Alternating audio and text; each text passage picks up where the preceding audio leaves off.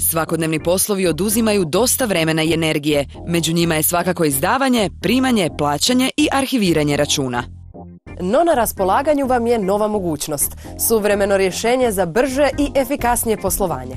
Zagrebačka banka u suradnji sa FINA-om uvela je prva u Hrvatskoj uslugu e-račun. E-račun je internetska usluga integrirana s poslovnom e-zabom, a omogućuje elektroničku razmjenu računa između dobavljača i kupaca, te upravljanje cijelim procesom izdavanja, zaprimanja i arhiviranja računa. Elektronički račun istovjetan je papirnatom računu.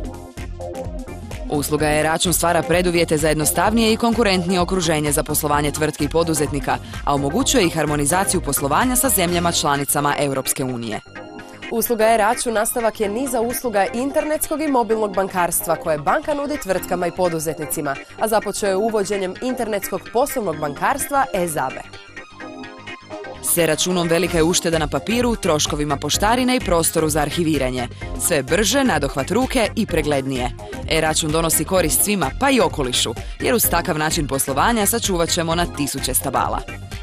Dobre vijesti se nastavljaju. Ugovorite uslugu e-račun u promotivnom razdoblju do 30. lipnja, jer za svaki poslani e-račun naknada iznosi samo 1,5 kunu do kraja godine.